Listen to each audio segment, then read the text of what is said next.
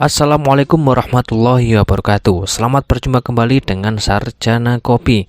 Semoga teman-teman yang melihat channel ini diberi umur panjang yang bermanfaat dan rezeki yang barokah, serta keturunan yang solih-solihah. Amin amin ya robbal alamin.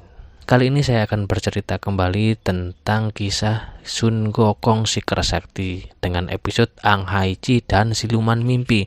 Tanpa berlama-lama, marilah kita langsung mendengarkan ceritanya. Rombongan Biksu Tong kini melewati sebuah gunung berapi yang sangat panas. Karena hanya manusia biasa, tentunya Biksu Tong tidak kuat menahannya. Melihat gurunya yang sangat kritis, Gokong mencoba bertanya kepada Dewa Bumi. Dewa Bumi berkata, suhu di sini panas berawal 500 tahun yang lalu saat Gokong mengacaukan kahyangan dan menendang tungku api. Tungku api itu terjatuh di sini yang menyebabkan gunung api sangat aktif dan panas. Tak ingin mengingat kesalahannya yang dulu, Gokong bertanya bagaimana cara memadamkan gunung api ini. Dan satu-satunya cara yaitu dengan meminjam kipas palem milik Putri Kipas. Mereka kemudian beristirahat di sebuah kuil untuk memulihkan tenaganya. Gokong yang tidak kuat dengan hawa panas dan kelelahan, ia pun akhirnya tertidur.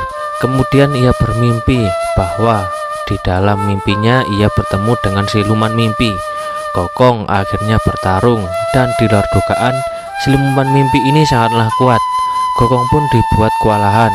Di alam sadar semuanya amatlah panik karena Gokong terus meronta-ronta kesakitan. Untungnya ia bisa terbangun dari mimpinya. Ia pun menceritakan apa yang telah terjadi di dalam alam mimpi. Gokong kemudian bergegas mencari Putri Kipas dengan harapan agar mereka segera melewati tempat ini. Sebelum pergi, Gokong juga mewanti-wanti jangan sampai ada yang tertidur. Meskipun di dalam mimpi, siluman mimpi ini sangatlah kuat, namun di alam nyata dia tidak ada apa-apanya.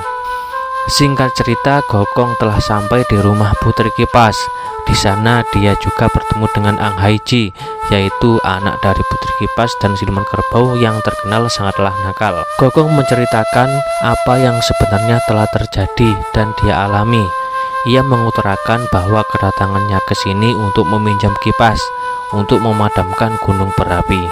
Awalnya Putri Kipas dengan senang hati akan meminjamkannya, namun Anghaichi merebutnya dan malah berujung dengan Gokong yang terhisap ke dalam kendi labu. Tidak berhenti sampai di situ saja, Anghaichi malah menendang ke sana kemari hingga sang ibu menyusul dan meminta melepaskan Gokong. Tetapi Anghaichi menolaknya.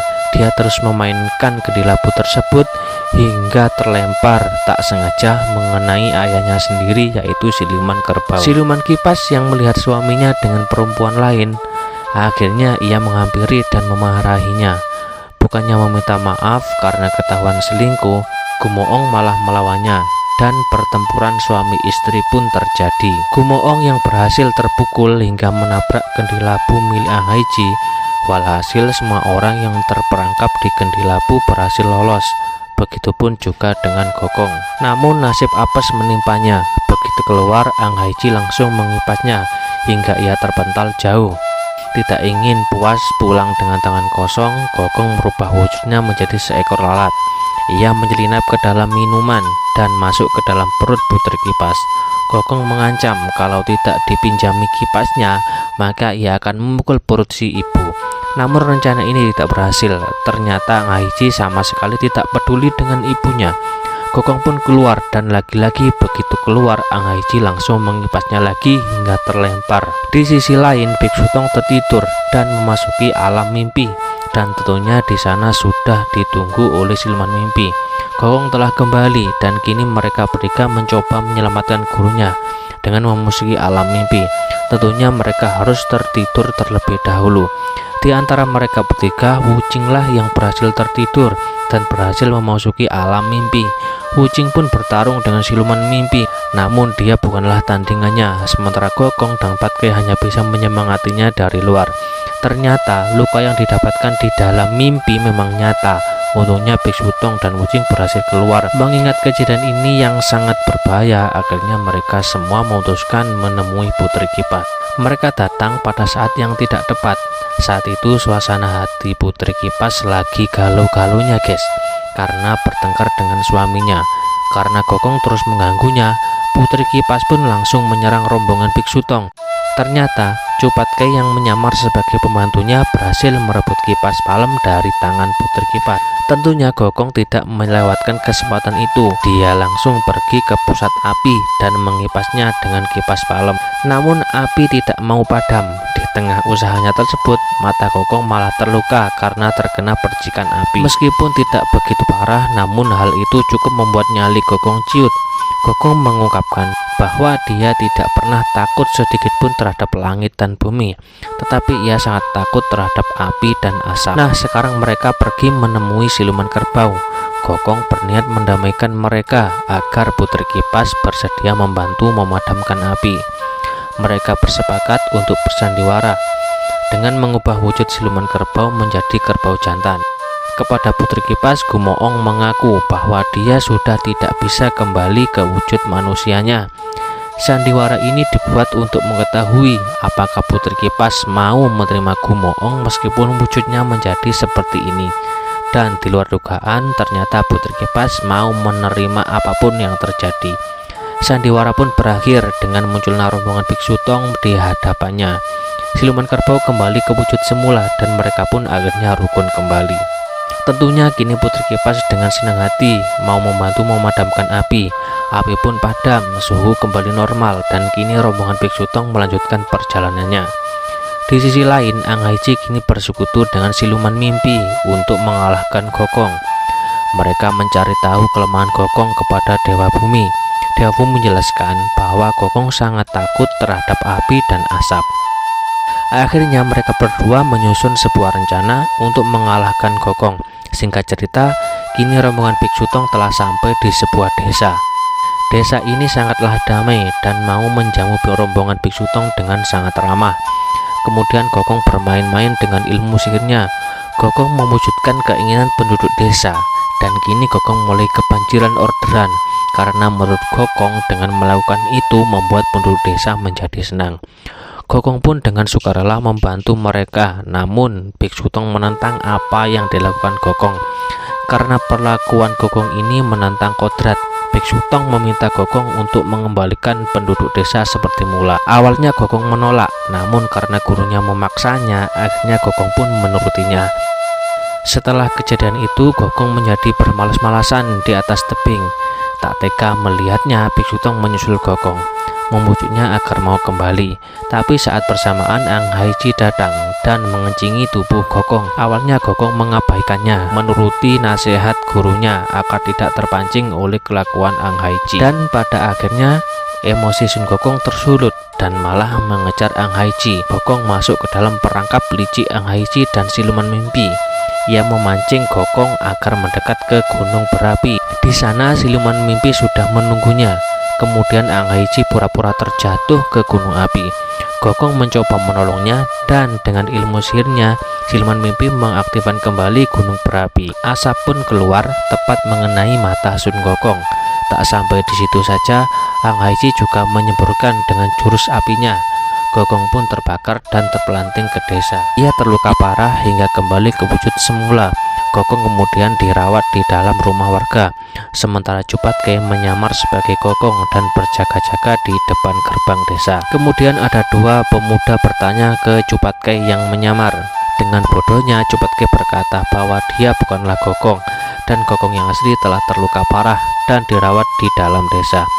Sialnya, ternyata mereka berdua adalah Ang Haichi dan siluman mimpi yang sedang menyamar.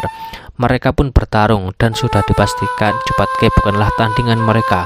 Sementara itu, kepala desa meminta agar Biksu Tong meninggalkan desa. Kemudian Biksu Tong bersama Wuching dan Gokong pergi meninggalkan desa. Di tengah perjalanan, Biksu Tong menyerahkan Gokong kepada Wuching agar menjaganya. Sementara Biksu Tong kembali ke desa karena tak tega meninggalkan penduduk desa dan Cupat Kei yang sendirian. Tak lama setelah itu Gokong kembali sadar. Meskipun ia kehilangan penglihatan dan seluruh kekuatannya, Gokong dan Wuching kembali ke desa. Kondisi desa telah hangus terbakar dan semua penduduk telah tewas. Tak lama siluman kerbau dan putri kipas datang. Gokong menceritakan semuanya bahwa semua ini adalah ulah anak mereka, tetapi mereka berdua masih tidak mempercayainya. Mereka pun pergi untuk mencari Ang Haiji, sementara Gokong dan Wuching tidak mempunyai tujuan yang jelas. Gokong memiliki ide untuk menemui Dewi Kuan Im. Tanpa pikir panjang, Wuching menggendong Gokong mencari Dewi Kuan Im. Karena keterbatasan ilmu Wuching pun tidak bisa terbang jauh, sehingga ia berjalan selangkah demi selangkah. Singkat cerita, mereka berhasil menemui Dewi Kuan Im. Sesuai harapan, Gokong berhasil disembuhkan. Dewi Kuan Im juga memberikan senjata untuk menangkap Ang Haiji. Setelah Dewi Kuan Im pergi, Gokong gantian menggendong Wuching untuk menyelamatkan gurunya. Singkat cerita, Gokong berhasil memancing Ang Haiji agar keluar ke dalam hutan. Sementara Gumoong dan Putri Kipas berhasil masuk ke markas siluman mimpi. Meskipun siluman mimpi kabur, namun Biksu Tong terselamatkan. Gokong berhasil menangkap Ang Haiji dengan senjata pemberian Dewi Kuan Im. Saat bersamaan, orang tua Ang Haiji datang dan meminta agar Gokong melepaskan putrinya. Putri Kipas membawa anaknya pulang meskipun dalam keadaan pingsan. Sementara itu, di luar rumah, rombongan Biksu Tong menunggu. Dengan terang-terangan mereka berkata bahwa telah diutus langsung oleh Dewi Kuan Im untuk membawa Ang Haiji. Sebagai orang tua, tentunya mereka menolaknya, meminta agar Gokong melepaskannya. Tetapi Gokong juga tidak bisa berbuat apa-apa karena ini adalah perintah langsung Dewi Kuan Im. Terlebih lagi, kesalahan Ang Haiji amatlah besar. Tidak menggubrisnya, Gokong langsung menyeret Ang Haiji. Tapi anehnya, Ang Haiji tetap lemas tak sadarkan diri. Ternyata semua ini adalah ulah siluman mimpi. Ia menyandera Ang Haiji di dalam mimpi dengan harapan bisa mendapatkan Biksu Tong. Pendek cerita, rombongan Biksu Tong berhasil masuk ke alam mimpi, namun tak ada satupun mereka yang dapat mengalahkan siluman mimpi. Sementara Biksu Tong hanya bisa membantu dengan doa. Di luar dugaan, doa tersebut dapat melemahkan siluman mimpi. Akhirnya mereka semua bersama-sama memanjatkan doa dan siluman mimpi pun berhasil dikalahkan. Alhasil mereka berhasil keluar dari alam mimpi. Atas kejadian itu, Ang Haiji mengakui semua kesalahannya. Dia bersungguh-sungguh bertaubat dan mau menerima apapun hukumannya. Kini dia menjadi pengikut Buddha dan mengabdi kepada Dewi Kuan Im. Untuk menuju Dewi Kuan Im, Ang Haiji harus bersujud setiap 5 langkah. Melihat putrinya melakukan itu, sebagai orang tua tentunya hatinya bagaikan disayat-sayat. Gumoong pun mengikrarkan janjinya, dia tidak akan bermain wanita lagi, dan ceritanya pun berakhir.